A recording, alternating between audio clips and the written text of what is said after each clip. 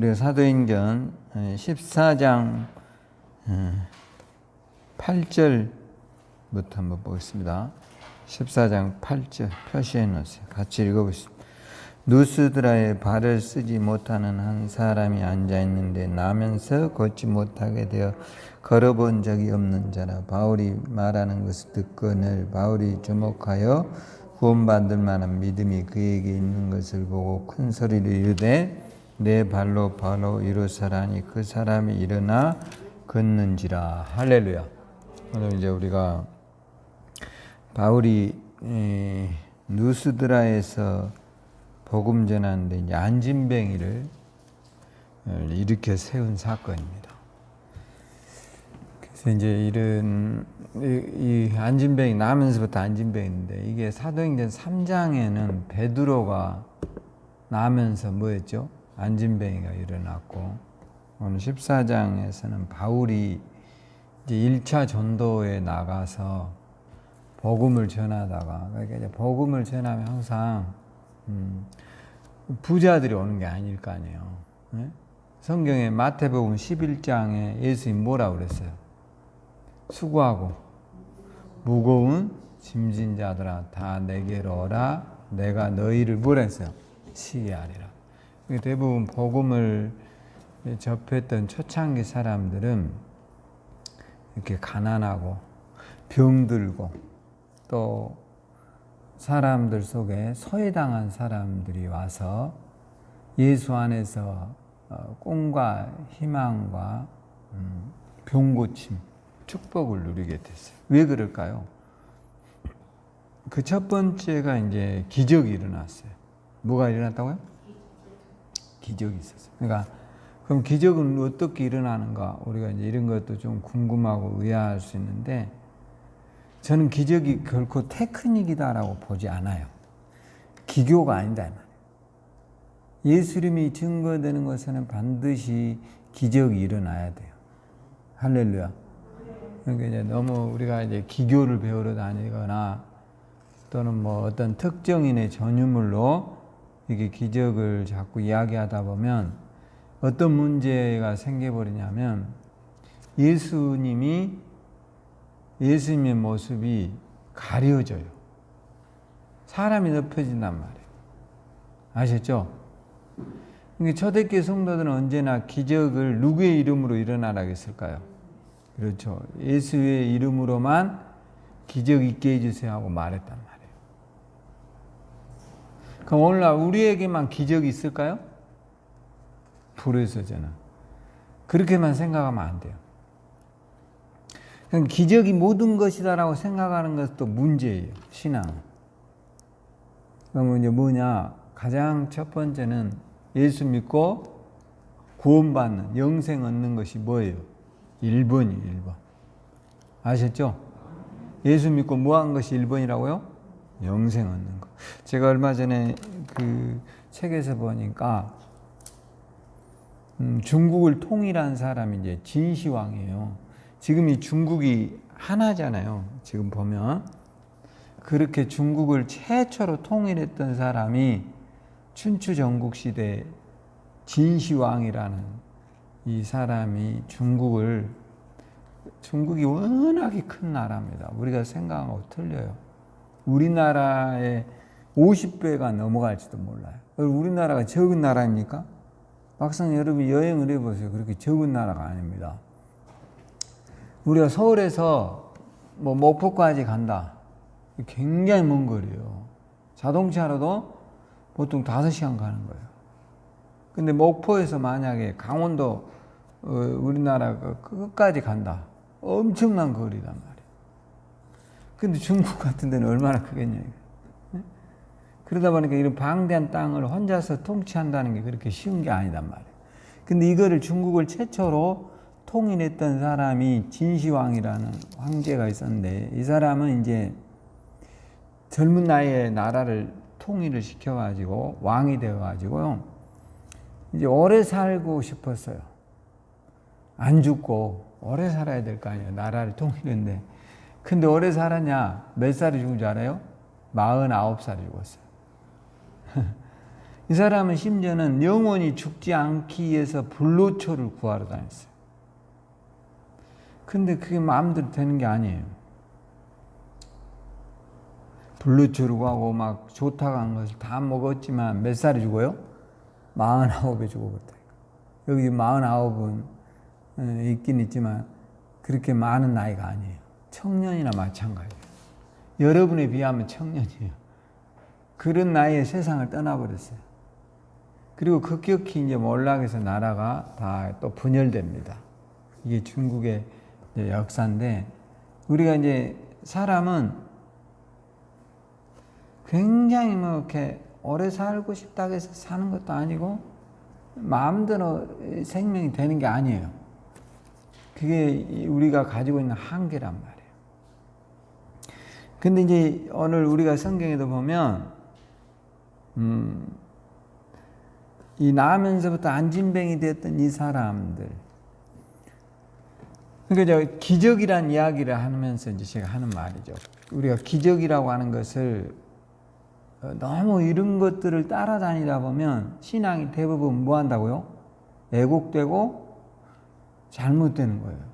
뭐 한다고요? 애곡되거나. 그러니까 우리가 기도 많이 쫓아다니는 사람들은 굉장히 열정은 있어요. 근데 이제 문제는 뭐냐? 이상하게 신앙생활을 해요. 우리가 도저히 그들과 맞추기가 어려워요. 그렇게 바뀌는 거예요. 왜 그럴까요? 너무 이제 영적인 것만 강조하는 거예요. 영적인 것은 보여요, 안 보여요? 안 보이는 거죠. 근데 그런 것만을 자꾸 추구하면은 어떤 문제가 발생하느냐? 육에 대해서, 육은 또 우리가 현실적으로는 육을 갖고 있는 존재죠. 그러니까 영적인 것만을 가치를 최고로 여기면 이 육이 또 뒷받침이 돼야 되잖아요. 그러니까 우리가 영성이 있다 이런 사람들의 그 내면에 들어가 보면 굉장히 부도덕하거나 또 굉장히 타락했거나 잘못된 영성을 가진 그리스도인들이 우리 주변에는 많다라는 거예요.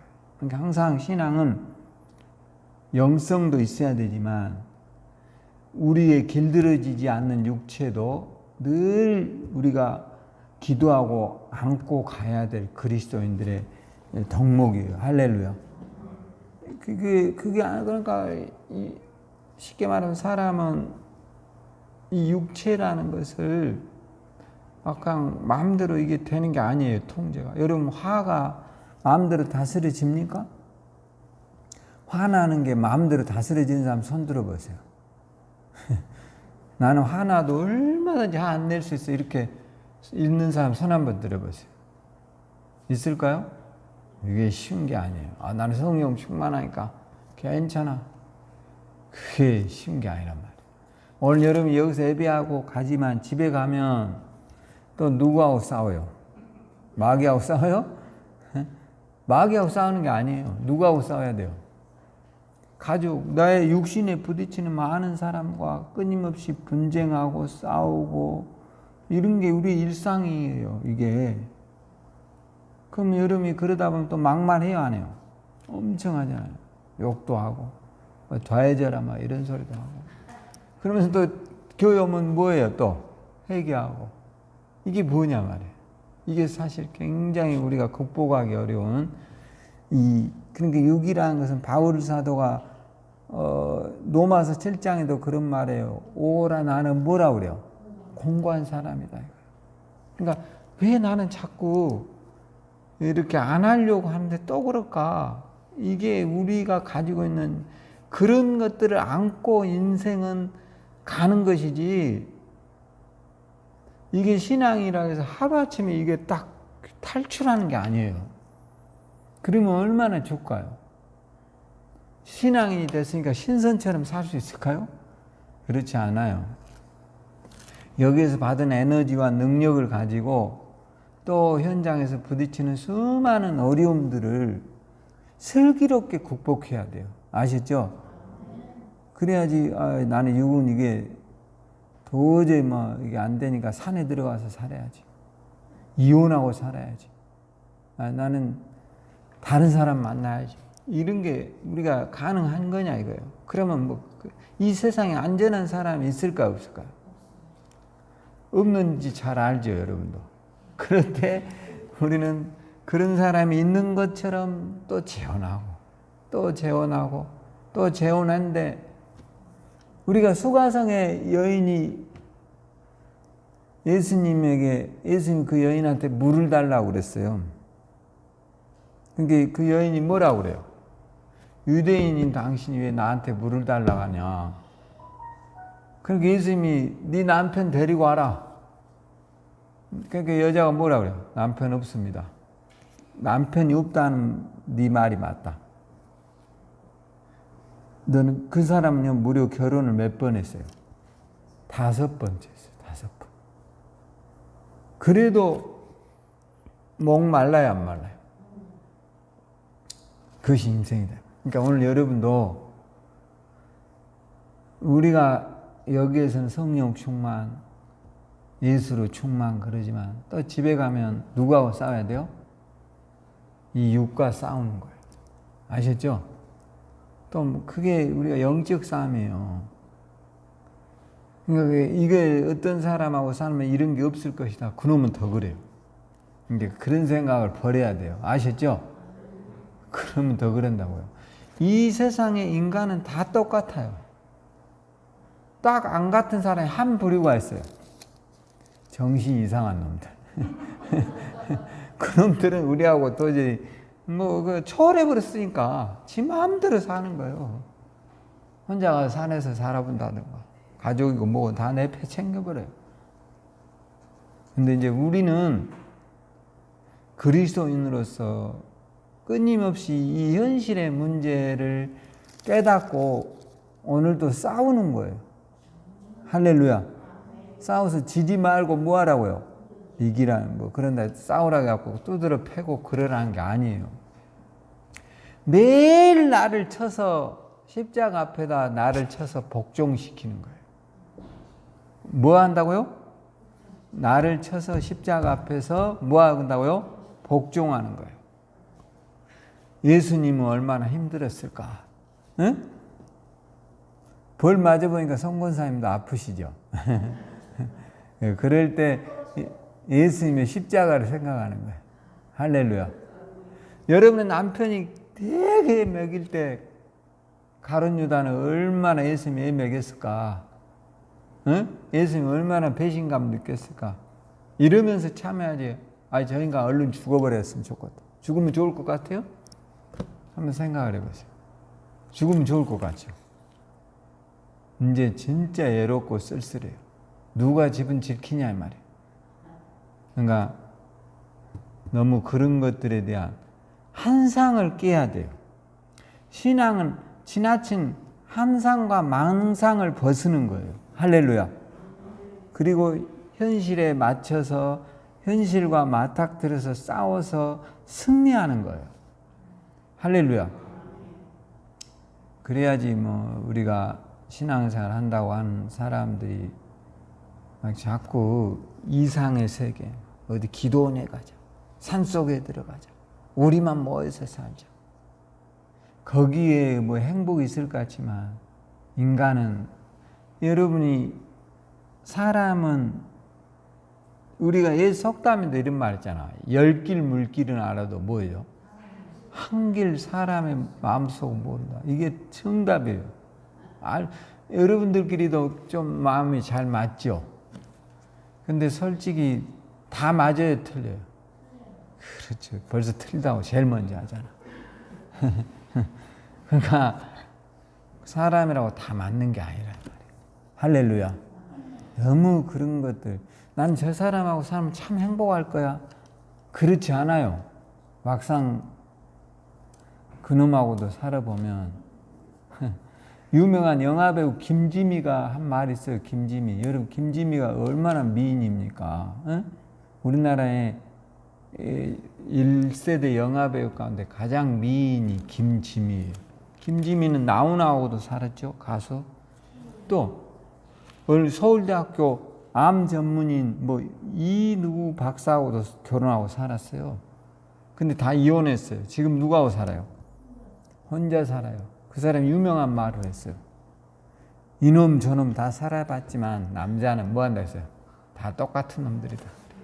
그렇게 하고 끝났어요. 다 똑같대요. 명언이에요, 명언. 아시죠? 그러니까 우리가 현실에서 그 사람들이 방송에 나오면 우리가 매우 고상할 것 같고 절대로 안 싸울 것 같고 사람이 좋을 것 같고 다 그런 것들을 뭐라고 하냐면 연기한다고 그래요. 뭐 한다고요?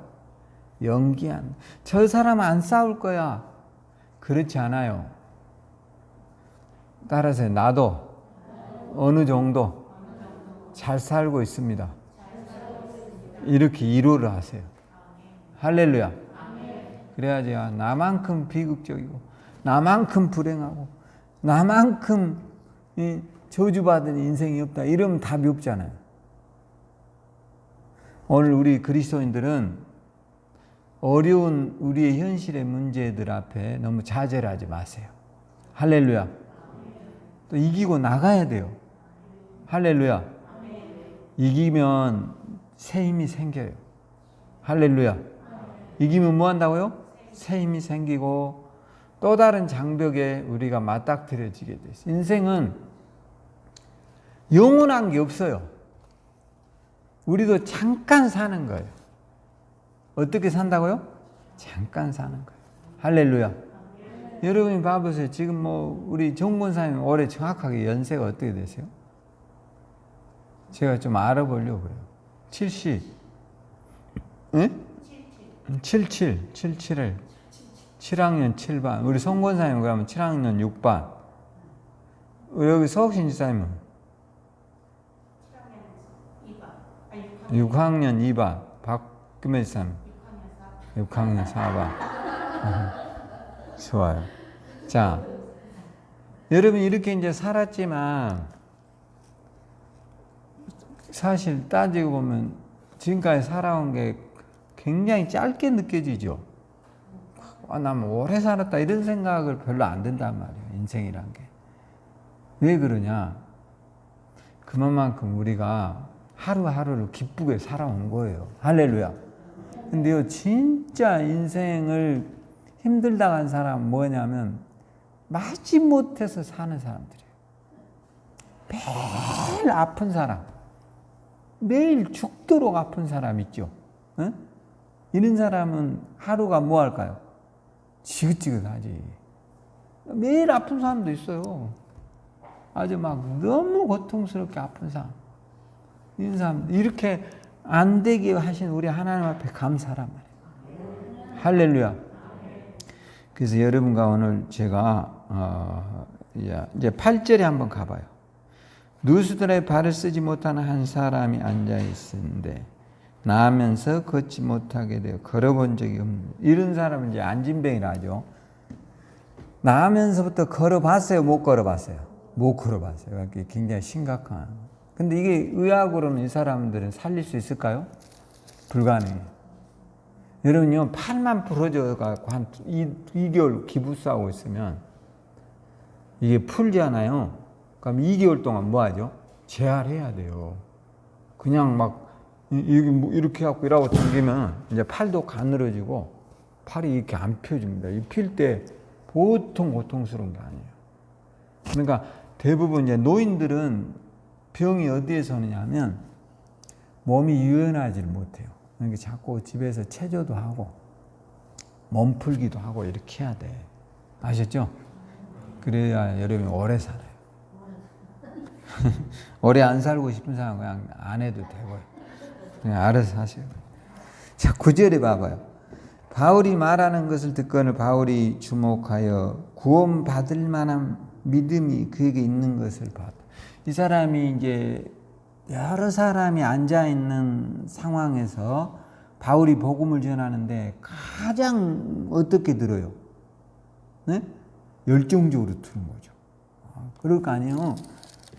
그 사람들의 말을 들어보면 기적이 올 것 같아요. 그러니까 그러니까 항상 제가 예배하러 올 때는 어떻게 오라고 그랬어요? 네? 이건 맞힌 사람은 진짜 오늘 훌륭한 사람이다. 예배하러 올 때 어떻게 오라고 했어요? 그렇죠. 의미를 뭐하라 했어요? 가지고 오라 했잖아요. 의미 부여를 하라고. 의미 부여. 그렇게 오는 사람과 그냥 막연히 오는 사람과는 많이 다르단 말이에요. 인생이. 아시죠?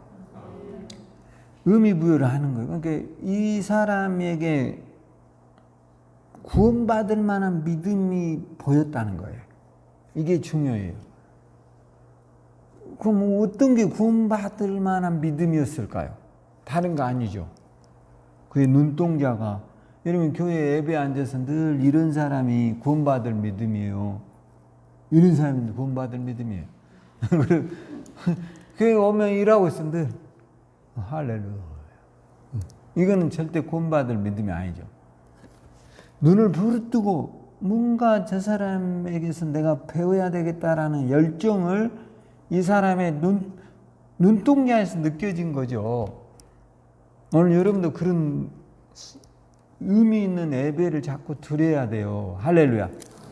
여러분 기도를 우리가 하더라도 좀 의미 있게 하란 말이에요. 주기도문을 하더라도 의미 있게 하란 말이에요. 할렐루야. 그리고 내가 잘 안 되는 부분에 있어서 진솔하게 내 스스로에게 물어봐요. 왜? 따라서 왜? 나는 이 문제 앞에서는 늘 넘어지는가? 한번 물어보란 말이에요. 왜 나는 늘 이 문제 앞에서는 늘 넘어질까? 에? 원인이 뭘까?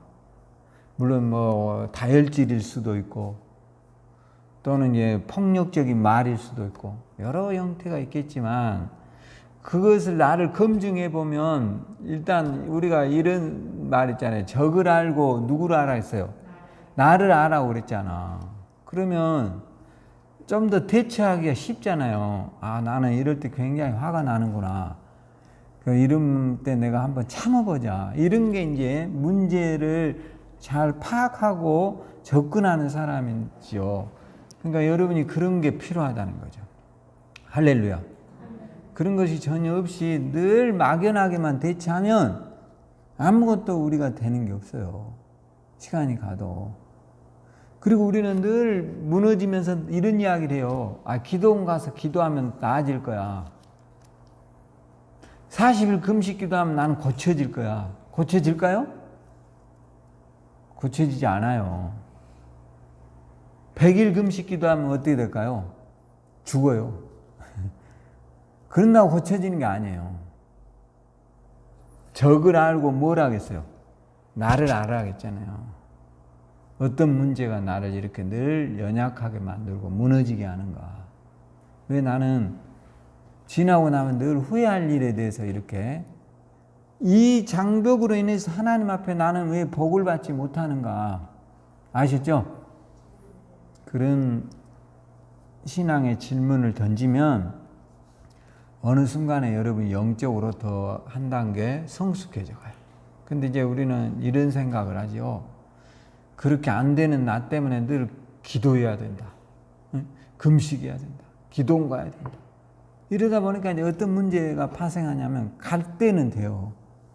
갔다 오면 어떻게 돼요? 더 악해져 가지고 와요. 그렇게 되는 거예요. 오늘부터 항상 문제를 직시하는 게 중요해요. 항상 어떤 원인에 있어서는 따라서 나도 일정 부분 문제가 있다. 이런 접근이 필요하다. 아셨죠? 항상 상대방은 틀리고 항상 나는 옳고 이렇게 접근하는 사람들이 혹시 있으면 손 들어보세요. 회개해야 돼요. 아시죠? 어떻게 저 사람은 항상 틀리고 항상 나는 옳으냐 이 말이에요. 자기가 무슨 신이야? 그럴 일은 없어요. 그걸 우리가 한마디로 말하면 만용이에요. 만용. 아시죠? 그럴 수는 없는 거예요. 인간은. 그러니까 항상 입장을 뭐하라 했어요? 우리 속담에 바꾸어서 생각해 보자. 입장을 뭐 해서요? 바꾸어서 생각해 보는 거예요.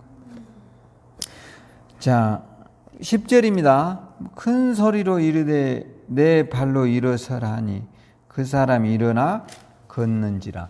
이게 참 중요한 말이에요. 바울이 그 사람에게서 구원받을 만한 뭐를 봤어요? 믿음을 받고 나면서부터 안진뱅이 된 사람에게 바울이 바울이 가서 손잡고 일으켰어요? 손잡고 일으켰나요? 아니에요. 뭔만 했어요? 말밖에 하지 않았어요. 네 발로 일어서라 그렇고 말했더니 이 사람이 일어나 버려요. 그 안에 뭐가 있었다는 거예요? 일어날 수 있다라는 믿음이 생긴 거예요. 이게 중요한 거예요. 여기 우리가 생각하면 흐리멍텅해가지고 이렇게 앉아있는 놈한테 너 일어나 그러면 뭔 소리야 이럴 거 아니에요. 근데 그 사람의 눈동자에 일어나고자 하는 강한 믿음의 욕구가 있었다는 거예요. 오늘 이런 믿음을 우리가 키워나가기를 주의 이름으로 축원합니다. 저도 마찬가지. 그러니까 항상 믿음이라는 것은 믿음은 어디에서 생겨요? 로마서에 나오잖아요. 믿음은 들음에서 난다 했잖아요. 예수의 복음을 자꾸 듣다 보면 믿음이 생겨야 돼요. 가난을 이길 수 있어야 돼요.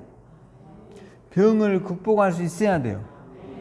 여러분이 인터넷 예배도 자꾸 들어보고 이렇게 하는데 절대 안 들어보고 그러니까 믿음이 생기지도 않아요. 항상 예배에 대한 사모함이 있어야 돼요. 할렐루야. 저는 뭐 가끔 이렇게 틀어놓고 듣습니다. 들어보는 거예요. 오늘 여러분도 그런 것들을 위해서 자꾸 여러분의 믿음을 키워가세요. 할렐루야. 갑자기 어느 날 믿음이 생기겠어요? 성경에 이런 말씀이 있어요. 네가 겨자씨만한 믿음이 있으면 이 산을 들어서 어떻게 하라 했어요? 바다에 던져도 될 것이다 그랬어요. 뭔만한 믿음이요? 겨자씨. 그러니까 항상 기적에는 뭐가 따라요? 내 믿음이 따라오는 거예요. 무작정 기적이 일어나지 않아요. 믿음이 생겨야 돼요. 믿음이 뭐예요? 믿음이 뭐예요? 오래되면 믿음이 생겨요? 아니에요. 믿음이란 신뢰예요. 신뢰는 예수 그리스도를 얼마나 내가 많이 아느냐에 따라서 생기는 거예요. 예수님은 우주와 만물의 창조자세요. 할렐루야. 이런 신앙의 전제 조건을 늘 가지고 불가능함 속에서도 안 되는 것 속에서도 누구는 될 수 있어요? 예수는 될 수 있다. 할렐루야. 내가 그 믿음 키우기 위해서 교회 간다. 그래야 뭐가 일어나요? 기적이 일어나요. 할렐루야. 오늘도 우리가 기적을 만드는 사람들로 서야 하리라고 믿습니다. 기도하겠습니다. 하나님 은혜를 감사합니다. 오늘 안진뱅이를 얘기해서 구원받을 만한 믿음을 보시고 내 발로 일어서라고 하신 주님, 오늘 우리에게도 믿음의 출발이 시작되게 하소서. 가난이 떠나게 하시고 병마가 떠나게 하시고 늘 하나님 앞에 나올 때에 의미를 가지고 교회에 나올 수 있도록 축복하소서. 성령의 말씀으로 우리를 충만하게 도와주시고 가난, 저주, 질병이 떠나게 하소서. 예수님 이름으로 기도합니다. 아멘. 할렐루야. 감사의 박수 한번.